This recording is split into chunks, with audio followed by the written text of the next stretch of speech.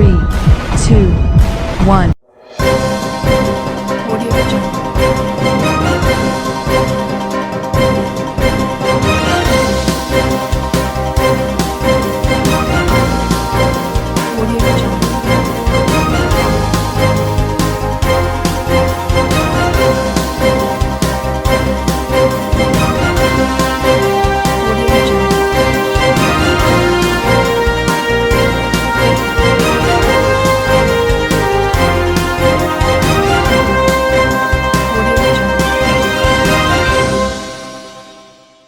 नमस्कार, मैं हूं नरेश राघानी और आप देख रहे हैं हॉराइजन न्यूज। प्रदेश के पुलिस महानिदेशक ने समस्त जिला मुख्यालयों के पुलिस अधिकारियों से की video conference.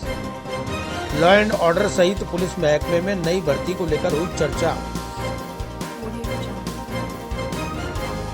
Aryabhata college, Ajmer का best college, A grade ranking by BTU Bikaner, best infrastructure of fashion and interior design, hi tech computer lab, modern hotel management block, skill based learning, excellent sports facility, up to ₹30,000 covid special scholarship, free bus facility for girls, admissions open, BCA, BBA, fashion design, interior design and hotel management, now at new campus opposite Ryan school, Maharana Pratap Nagar, Kotra, Ajmer. शुक्रवार को राजस्थान के police महानिदेशक doctor Bhupendra Yadav ने प्रदेश के समस्त जिला मुख्यालय के IGSP सहित पुलिस के आला अधिकारियों के साथ वीडियो कॉन्फ्रेंसिंग के जरिए अनेक मुद्दों पर चर्चा की। अजमेर पुलिस अधीक्षक कुंवर राष्ट्रदीप ने वीडियो कॉन्फ्रेंस की जानकारी देते हुए बताया कि कानून व्यवस्था को लेकर पुलिस महानिदेशक ने चर्चा की है, साथ ही आगामी त्योहारों को देखते हुए लॉ एंड ऑर्डर की स्थिति को लेकर भी आवश्यक दिशा निर्देश दिए गए हैं। इसके अलावा पुलिस महकमे में होने वाली नई भर्तियों को लेकर भी चर्चा की है।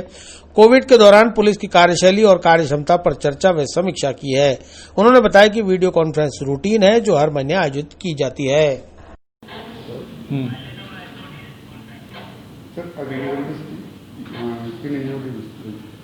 वीडियो कॉन्फ्रेंस जी, हाँ देखिए, ये रूटीन वीडियो कॉन्फ्रेंस है जो हर महीने होती है, जिसमें कि जो भी कानून व्यवस्था की स्थितियाँ होती हैं उसकी समीक्षा की जाती है पुलिस महानिदेशक महोदय की तरफ से। देखिए, अभी जो चर्चा हुई है उसमें आने वाले समय में जो भी कानून व्यवस्था की स्थितियाँ हैं जिले में, आगे जो त्यौहार होने वाले हैं उन पर चर्चा हुई। एक रिक्रूटमेंट भी होने वाला है, उस पर भी चर्चा हुई। नहीं, कोई इसके अलावा अन्य कोई विशेष बात नहीं है। जो अभियान चलाए जा रहे हैं पुलिस के द्वारा उनमें क्या अपडेट है, क्या कार्रवाई हो रही है और लॉ एंड ऑर्डर की स्थितियों पर चर्चा की। ठीक है।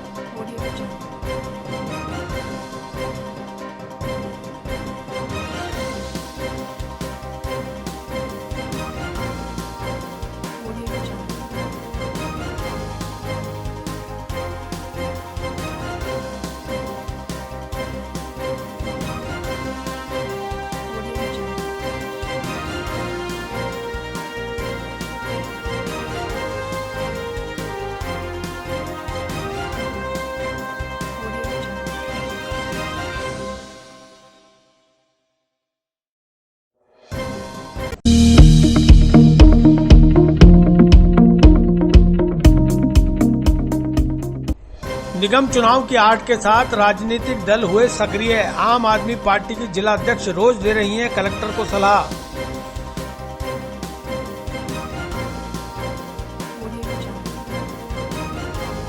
आर्यभट्ट कॉलेज, अजमेर का best college, A grade ranking by BTU Bikaner, best infrastructure of fashion and interior design, hi tech computer lab, modern hotel management block, skill based learning, excellent sports facility, up to ₹30,000 covid special scholarship, free bus facility for girls, admissions open, BCA, BBA, fashion design, interior design and hotel management, now at new campus opposite Ryan school, Maharana Pratap Nagar, Kotra, Ajmer. नगर निगम चुनाव की आहट के साथ राजनीतिक दलों की सक्रियता भी बढ़ती जा रही है। अजमेर नगर निगम चुनाव में इस बार आम आदमी पार्टी भी अपने उम्मीदवार उतारने जा रही है। लिहाजा आला कमान के निर्देश पर अपनी स्थानीय टीम को सक्रिय कर दिया गया है। तभी तो आम आदमी पार्टी की जिला अध्यक्ष मीना त्यागी कलेक्टर को रोज एक सलाह का ज्ञापन देने पहुंच रही हैं। कल जहां ज्ञापन के जरिए एलिवेटेड रोड का काम दिन की बजाय रात में कराने की सलाह दी गई थी, तो वहीं आज केबल को अंडरग्राउंड डालने की सलाह देने पहुंची। पर यह पब्लिक है, सब जानती है। अजमेर शहर में ये जो सीवरेज की, बिजली की, पानी की जो लाइनें डली हुई हैं अंडरग्राउंड, उनको हर बार छोटे मोटी समस्या आने से बार बार उनको खोद दिया जाता है सड़कों पे, जिससे लोगों को आवाजाही में भी दिक्कतें आती हैं और इससे जनता का पैसा और टाइम दोनों बर्बाद होते हैं। तो हमने कलेक्टर साहब से निवेदन किया है कि वो डक्टिंग सिस्टम एक यहाँ लागू कराएं, जिससे ये सभी केबलें डक्टिंग सिस्टम के थ्रू वो आएँ और उसका डक्टिंग टैप बना दिया जाए।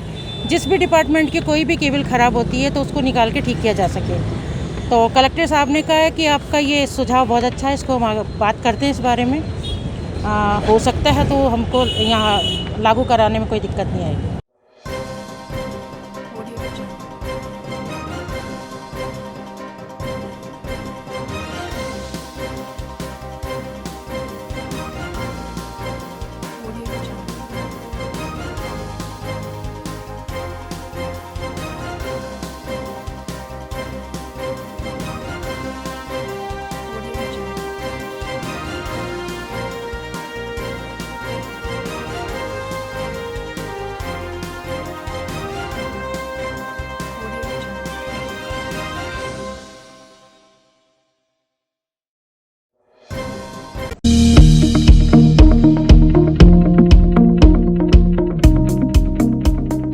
अखिल भारतीय अग्रवाल सम्मेलन जिला शाखा अजमेर की ओर से 225 पीपीई किट का वितरण।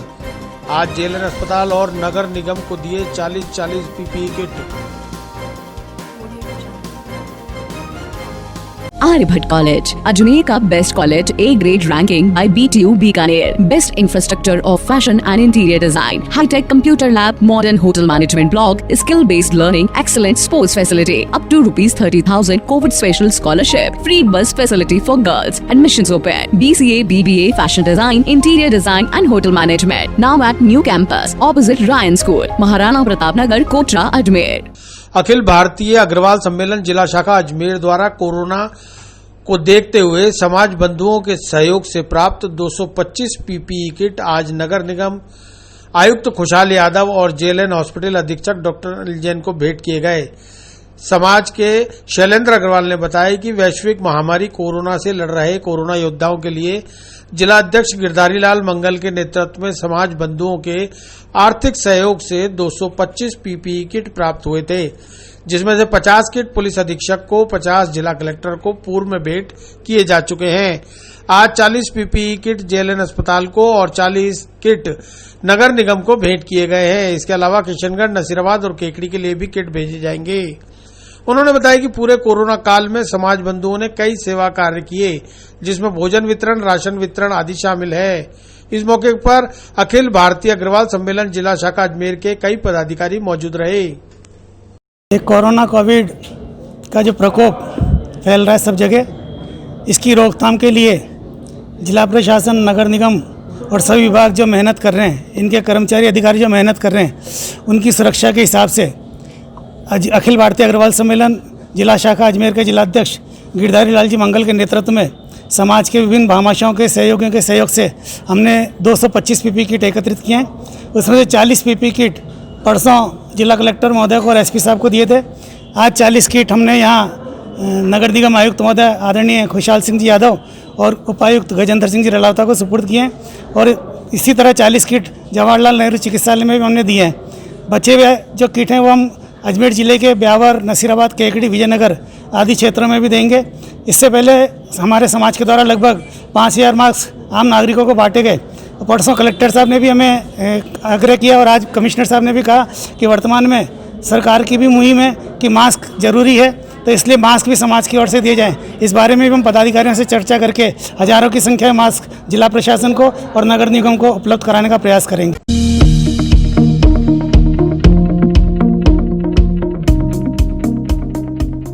नौसर माता मंदिर की कब्जाशुदा भूमि पर निर्माण कार्य करने से रोक रहे हैं असामाजिक तत्व। गौशाला और बाउंड्री वाल निर्माण के बीच लड़ाई झगड़ा करने पर उतारू है स्थानीय भूमाफिया।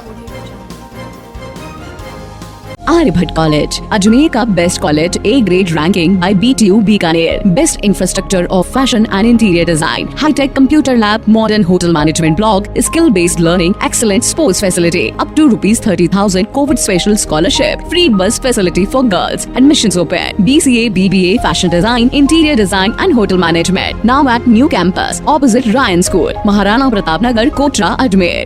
शुक्रवार को जिला कलेक्टर और पुलिस अधीक्षक को ज्ञापन देकर श्री श्री नौसर माता मंदिर पुष्कर रोड नौसर घाटी के मंदिर प्रबंधन और सेवकों ने मांग की है कि मंदिर के आसपास रह रहे असामाजिक तत्व और भू माफियाओं को पाबंद किया जाए। शैलेश गुप्ता ने बताया कि मंदिर प्रबंधन और मंदिर के सेवकों द्वारा मंदिर की कब्जेशुदा 63 बीघा भूमि पर गौशाला और बाउंड्री वाल का निर्माण करवाया जा रहा है। इस निर्माण से पूर्व पटवारी, गिरदावर, एडीए पटवारी, वन विभाग सभी की मौजूदगी में भूमि का जीपीएम द्वारा सीमा ज्ञान करवाने के बाद ही निर्माण शुरू किया गया, लेकिन आसपास के असामाजिक तत्व और भू माफिया निर्माण कार्य को रोकने, भक्तों को धमकी देने और लड़ाई झगड़ा करने पर उतारू हैं। इसलिए पुलिस अधीक्षक और जिला कलेक्टर महोदय विवादित व्यक्तियों पर कार्रवाई कर उन्हें पाबंद करे। ज्ञापन के साथ भक्तों ने भूमि के दस्तावेज भी सौंपे हैं। किस संबंध में आज आपने ज्ञापन दिया है, क्या मामला है पूरा? पुष्कर घाटी स्थित प्रसिद्ध नौसर माता का मंदिर जो लगभग 1200 साल पुराना है, उसको लेकर के हमारा जब यहाँ पे मंदिर महंत जी और सब जो कमेटी वालों ने जो बात करी तो उसमें सीमा ज्ञान कराया, ज़मीन को लेकर के सीमा ज्ञान कराने लगे। उसके लिए तहसीलदार जी ने पटवारी को और गिरदावर को नियुक्त किया। वो लोग जब इसकी नापचोप कराने के लिए आए तो जब नापचोप करा तो वहाँ के कोई लोग 2-4-5 जने होंगे असामाजिक तत्व के लोग कि वो नहीं ये करने देंगे। वो बोले हमें कागज़ मांगो, तो भाई आप अपने कागज़ ले आओ, हमारे कागज़ में तो 1 नंबर है। तो उसको लेकर के हम आदरणीय जिलाधीश महोदय जी को और पुलिस अधीक्षक जी को ज्ञापन देना है कि ऐसे असामाजिक तत्वों को पाबंद करें, क्योंकि हम तो हमारी सीमा के अंदर हैं, हम हमारी सीमा के अंदर सीमा ज्ञान करा रहे हैं और सीमा दीवार खिंचा रहे हैं, मगर वो चाहते हैं कि यहाँ पर वो असामाजिक तत्व लोग हैं, वो चाहते हैं यहाँ पे कुछ भी नहीं हो, सिर्फ हमारा कब्जा रहे। बरसों जमीन जो है मंदिर कमेटी के साथ 12 साल में कागजों में है, बिल्कुल 1 नंबर है, बिल्कुल साफ सुथरा है, उसी पे जमाबंदी सब है हमारे पास, नक्शा भी है, नक्शा भी हम दे रहे हैं उनको, पटवारी रिपोर्ट तो उसको देने के लिए आए हैं। पूरे कागजों में हम 1 नंबर है, कहीं गलत नहीं है, मगर वो लोग चाहते हैं दबाव की राजनीति करके, दबाव बना करके किसी भी तरह कब्जा करें, क्योंकि वो भूमाफिया हैं और भूमाफिया करके वो कब्जा करना चाहते हैं। और हम चाहते हैं आदरणीय कलेक्टर महोदय से और एसपी साहब से कि सब उन लोगों को पाबंद करें, ऐसे असामाजिक तत्व जो ये कब्जा करते हैं, जगह जगह उन लोगों ने कब्जा कर रखे हैं और ये मंदिर की ज़मीन पर भी कब्जा करना चाहते हैं। अभी हाल में हम लोगों ने जब ज्ञान कराया तो मंदिर के अंदर मंदिर की ज़मीन है, उस पर हम दीवार खिंचवा रहे हैं और इस पर न्याय मिलना चाहिए और इस पर असामाजिक तत्वों का जमावड़ा नहीं होना चाहिए और हमें शांतिपूर्ण तरीके से हमें हमारी दीवार खींचने दी जाए। लगभग 1200 साल पुराना है और बहुत प्राचीन मंदिर है। हजारों की संख्या में दर्शक आते हैं वहाँ पे नवरात्रि के अंदर और वैसे भी आमजन लोग आते हैं वहाँ पे दर्शन करने के लिए।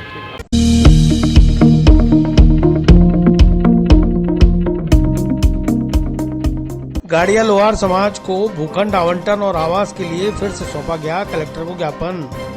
प्रदेश घुमंतु गाड़िया लोहार समाज की मांग 25 साल में नहीं हो पाई पूरी।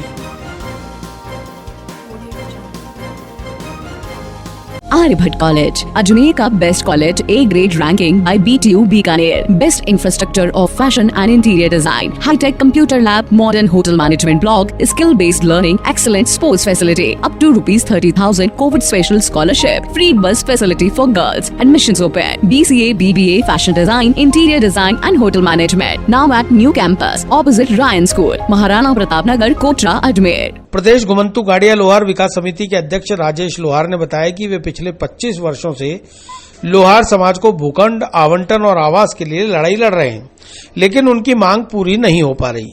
आज एक बार फिर जिला कलेक्टर महोदय को ज्ञापन देकर भूमि आवंटन और आवास प्रदान करने की मांग की है।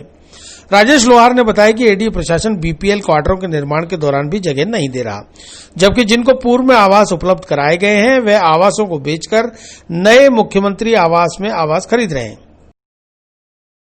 लोहार ने कलेक्टर से इच्छा मृत्यु की मांग की है। उसने बताया कि भूखंड की जगह भरोसा और आवास की जगह आश्वासन दिया जा रहा है, जिसे अब सहन नहीं किया जाएगा।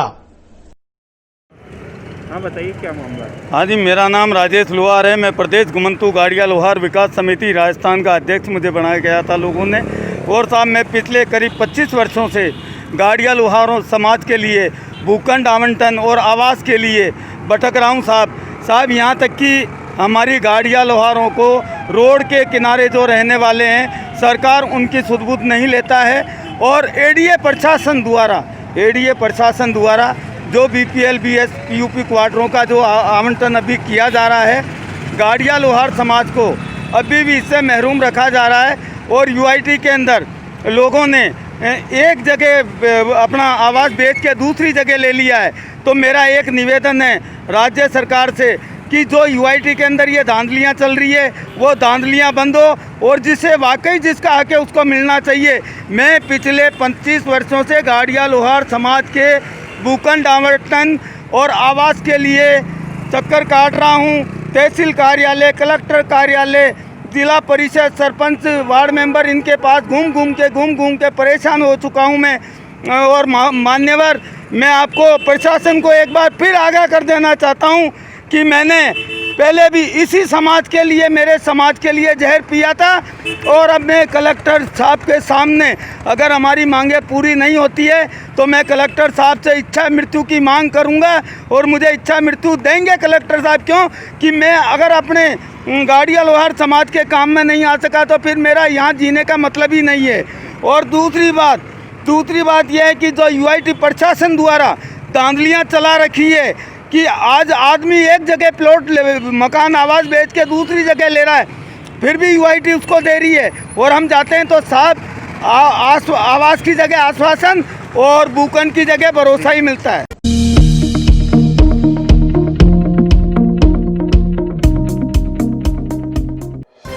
स्टाइफंड बढ़ाने की मांग को लेकर इंटर्न डॉक्टर ने सौंपा कलेक्टर को ज्ञापन। जोधपुर के इंटर्न डॉक्टर्स की हड़ताल को दिया समर्थन।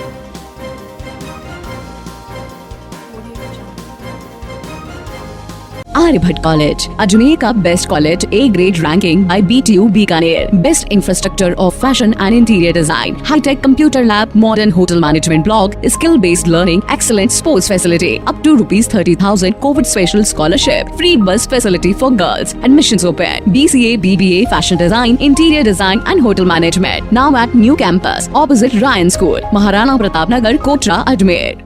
जवाहरलाल नेहरू मेडिकल कॉलेज के छात्र संघ अध्यक्ष लोकेश लांबा ने इंटर्न्स के साथ कलेक्ट्रेट पहुंचकर जिला कलेक्टर को ज्ञापन सौंपा, जिसमें मांग की गई है कि राजस्थान के समस्त इंटर्न डॉक्टर स्टाइफंड बढ़ाने की मांग कर रहे हैं। उसमें अजमेर के इंटर्न डॉक्टर भी अपना समर्थन दे रहे हैं।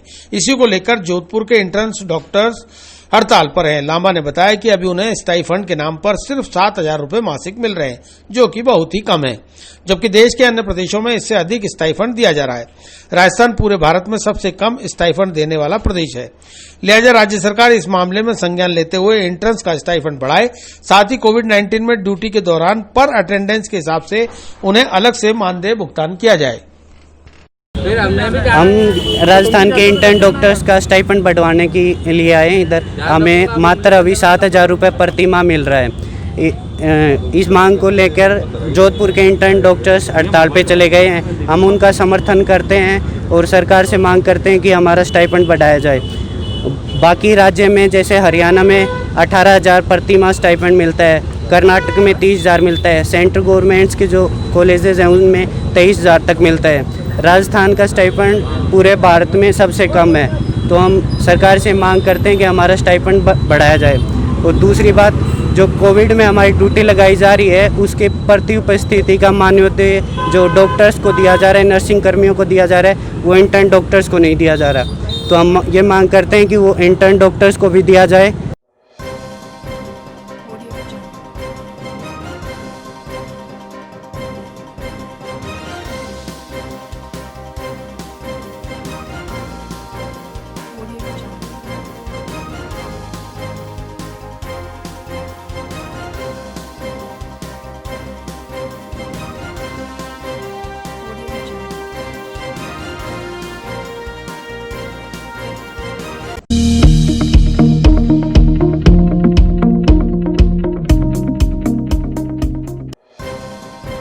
निवर्तमान सरपंच सुनीता चौधरी ने घर घर जाकर मांगे vote.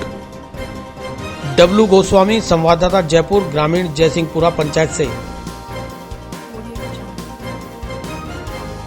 Aryabhatta College, Ajmer ka best college, A grade ranking by BTU Bikaner. Best infrastructure of fashion and interior design. High-tech computer lab, modern hotel management block, skill-based learning, excellent sports facility. Up to ₹30,000 COVID special scholarship. Free bus facility for girls. Admissions open. BCA, BBA, fashion design, interior design and hotel management. Now at new campus, opposite Ryan School, Maharana Pratap Nagar, Kotra, Ajmer. आज सांभर पंचायत के ग्राम जयसिंहपुरा पंचायत चुनाव में प्रचार प्रसार का अंतिम दिन था। शाम 5 बजे प्रचार बंद हो जाने के बाद सुनीता चौधरी ने अपनी पंचायत के पृथ्वीपुरा, शायपुरा, जगमालपुरा, शिवपुरा, जैतपुरा, जयसिंहपुरा में घर घर जाकर प्रचार किया और जनसंपर्क किया। सुनीता चौधरी ने बैलेट नंबर 4 में ब्रश के निशान पर अपने मत प्रयोग करके मोहर लगाकर वोट देने की अपील की। उन्होंने बताया कि जीत के बाद राज्य सरकार की सभी योजनाओं को लागू करने की कोशिश की जाएगी। मैं शिक्षित होने के नाते बुजुर्गों को पेंशन योजना, महिलाओं को सशक्तिकरण योजना, एम्बुलेंस की सुविधा, ई मित्र सेवा निःशुल्क एवं गांव में अस्पताल को और विस्तार करने के साथ ही गौशाला खोलने सहित अन्य योजनाओं को पूरा किया जाएगा। आप सब लोगों के भरोसे और विश्वास से 5 साल में सरपंच के रूप में जो काम किया है और जो काम अधूरा रह गया है अब उसे पूरा करने का प्रयास रहेगा।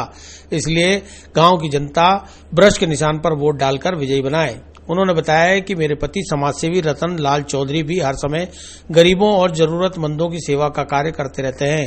साथ ही उनकी धर्मपत्नी होने के नाते मेरे अंदर भी समाज सेवा का जज्बा कूट कूट कर भरा हुआ है। हर व्यक्ति को सुख दुख और मुसीबत व बीमारी में आधी रात को एक फोन पर आप लोगों के दरवाजे पर हमेशा खड़ी रहती हूँ। यह सब आपने 5 साल में देख लिया।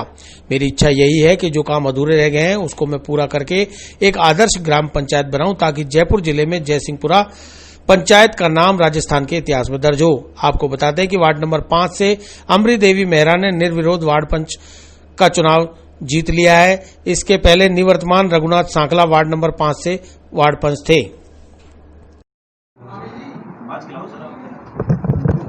मैडम नमस्कार। आज मैं लास्ट रैली के उद्घाटन कर लिया। आपके रैली में 5 बजे हमारा प्रचार बंद हो गया। अभी आपको मैंने ये पूछना चाहता हूँ जे आपने जीतने के बाद क्या क्या काम आप यहाँ पे जयसिंहपुरा पंचायत में कराएंगे? जीतने के बाद क्या करवाऊंगी जी? सबसे पहले मेरी मुख्य जो समस्या है हमारे गांव में वो है स्वास्थ्य की। तो स्वास्थ्य में सामुदायिक केंद्र है लेकिन वो विकसित नहीं है, तो मैं सबसे पहले उसे विकसित करवाऊंगी जिससे कि मेरी जनता को, हमारे ग्रामवासियों को फुलेरा, सांभर या जोमने नहीं जाना पड़े। और एक चीज आपको पूछना है, यहाँ पे कितनी वोट है इसकी मात्रा भी बताइए हमको। जी यहाँ पर 4200 वोट, लगभग 4200 वोट है, 4200 मतदाता है। उसमें कितना % गिर सकता है यहाँ? 80%। तो 80% वोट गिरेंगे तो मतलब 3500 तो करीब वोट आ जाएगा। तो आप कितनी आशा करते हैं जयसिंहपुरा पंचायत से?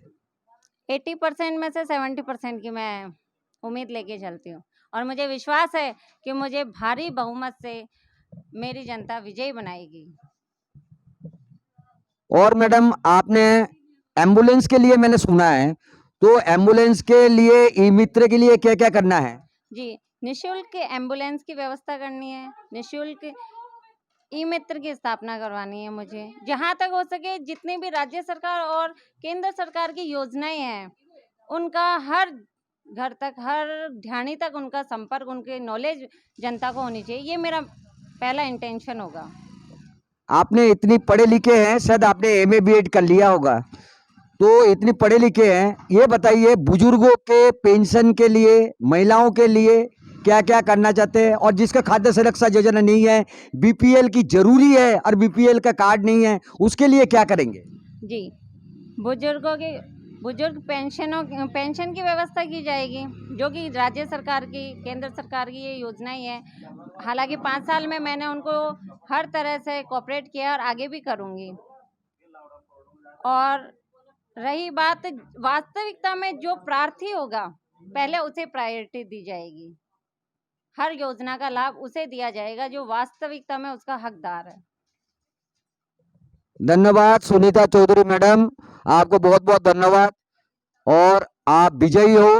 हरिजन Hindi news digital social media के तरफ से आपको पहले जीत की बधाई एवं शुभकामनाएं दे रहे हैं और आप आगे आप कैसे मेहनत करते हैं, मेहनत का फल जरूर मीठा होता है और गांव वाले आपको बहुत चाहते हैं, वो मैं सर्वे से ही पता लगा लिया मैंने। बाकी देखे 10 तारीख के रिपोर्ट के आधार पर 10 तारीख को मतदाता वोटिंग करेंगे, शाम तक आप लोग के रिपोर्ट आ जाएंगे। अभी रिपोर्ट के तैयारी में हम लोग आपके इंतजार करेंगे। धन्यवाद। बहुत बहुत धन्यवाद आपका। सबका साथ सबका विकास, इसी स्लोगन के साथ मैं चल रही हूँ और वही बना के मैं रखूँगी। बहुत बहुत धन्यवाद आपका सर। दोबारा इसी पद पे दोबारा से चुनाव लड़े हैं। हमारा एक सपना है कि हमारा आदर्श पंचायत हो, गांव का सौंदर्यीकरण हो, गली मोहल्ले सुधरे, किसी प्रकार का अगर कहीं से भी कोई बजट लाना हो, कहीं ग्रामीणों के लिए या आमजन के लिए कहीं भी प्रशासन से अगर कोई संघर्ष करना हो तो हम उसके लिए सरपंच साहब के साथ रहेंगे जी और जान से।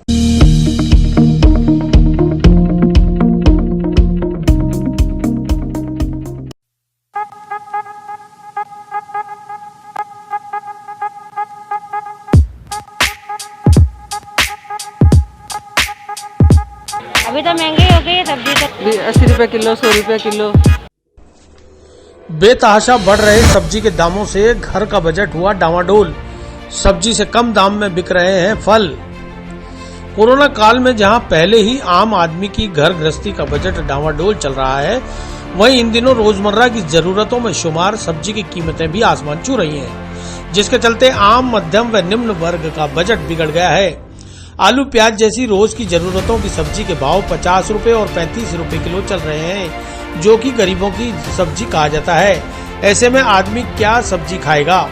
सब्जी खरीदने पहुंची गृहिणियों ने बताया कि लॉकडाउन में सब्जी के भाव बहुत सस्ते थे, लेकिन अब तो आसमान छू रहे हैं। कोई भी सब्जी 50 रुपए किलो से कम नहीं है।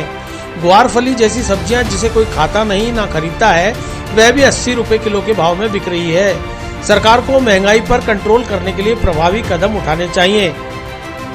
सब्जी पहले भैया लॉकडाउन में तो बहुत सस्ती थी, 10 रुपए किलो टमाटर, 10-20 रुपए किलो भिंडी मिल रही थी। अभी तो 23 रुपए 40 रुपए किलो हो गई है सब्जी। भैया हाँ, ऊपर नीचे चल रही है, तो अभी तो महंगी हो गई है सब्जी, तो बहुत महंगी चल रही है सब्जी तो। हाँ, परेशानी तो हो रही है भैया, सब्जी घर का बजट खराब हो रहा है, परेशानी तो हो रही है बहुत। व्यापार बंद पड़ा है पर सब्जी के भाव ने बहुत मार रखा है। अब क्या करें, महंगाई बढ़ गई है, थोड़ा बहुत तो लेना ही पड़ता है सब्जी में। अभी आपने फली क्या भाव ली है? फली 20 रुपये पाव दी है, गोभी 20 रुपये पाव दी है। पहले क्या भाव थे? पहले 10 रुपये पाव थे, आधा फर्क पड़ गया ना। एक तो बीमारी का माहौल है और ये कि सब्जी महंगी है, घर का बजट ऊपर नीचे हो रहा है, घर का बजट क्या करे। दुआ रहना चाहिए ना, इसमें भाव में तो कमी आए सकता है। अब हम चाहते हैं कि भाई भाव थोड़ा कम हुए तो अच्छा हुए, घर का बजट भी सही चलेगा। कितनी दिक्कत आती है आपको ये सब मैनेज करने में? अभी क्या करे, दिक्कत तो आती है, परेशानी बहुत आती है, पैसा की दिक्कत आती है। वहीं दुकानदार और सब्जी विक्रेता बताते हैं कि लोकल सब्जी नहीं आने की वजह से बाहर से सब्जी आ रही है, लिहाजा दाम बढ़े हुए हैं। महाराष्ट्र में ज्यादा बारिश होने के चलते प्याज की फसल नहीं हो पाई, इसलिए गोदामों से तेज भाव में प्याज की सप्लाई की जा रही है। वहीं दूसरा कारण पेट्रोल और डीजल के दाम बढ़ने से माल वाहक वाहनों का भाड़ा भी बढ़ गया है। कुल मिलाकर महंगाई ने आम आदमी की कमर तोड़ दी है। लेकिन सवाल ये उठता है कि फलों के भाव कम क्यों हैं, जबकि दोनों ही बाहर से आते हैं। अनार को छोड़कर कोई भी फल 50 रुपए या 60 रुपए किलो से ज्यादा के भाव में नहीं बिक रहा। वहीं सब्जी के भाव बेतहाशा तेज हैं। टमाटर 50 रुपए किलो बिक रहा है, तो लौकी, भिंडी जैसी सब्जियां 50 रुपए किलो के भाव से बिक रही हैं। ग्वारफली, चवलाफली 80 रुपए है, हरा धनिया 200 रुपए किलो और मिर्च, नींबू 60 रुपए किलो के भाव से बिक रहे हैं। ऐसे में सरकार को भाव पर नियंत्रण करने के लिए जल्द ही कदम उठाने होंगे, वरना आम, मध्यम वर्गीय परिवार और निम्न वर्गीय परिवार का जीना दुश्वार हो जाएगा। बताइए, जो सब्जी की महंगाई चल रही है, तो ये कोरोना काल के चक्कर क्या कारण है जो सब्जी इतनी महंगी है?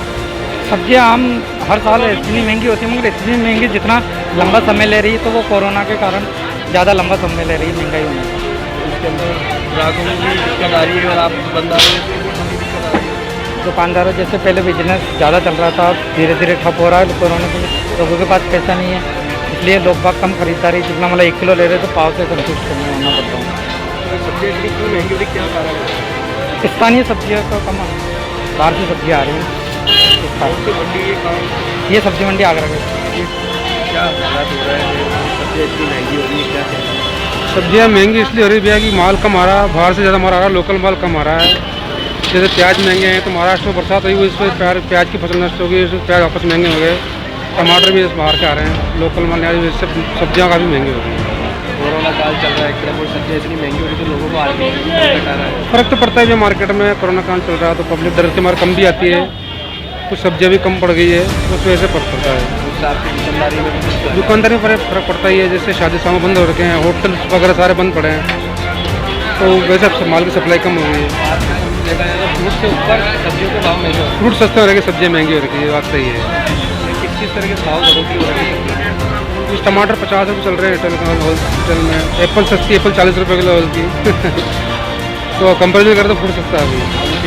आलू प्याज है महंगे हैं, 50 रुपये किलो जो प्याज चल रहे हैं रिटेल में, आलू 35 रुपये किलो है, टमाटर 50 रुपये किलो है, टिंडे सब्जियाँ बहुत चल रही है, ये 80-90 रुपये किलो है। विस्तार से पढ़ने के लिए लॉग इन करें horizonhind.com, सच के साथ।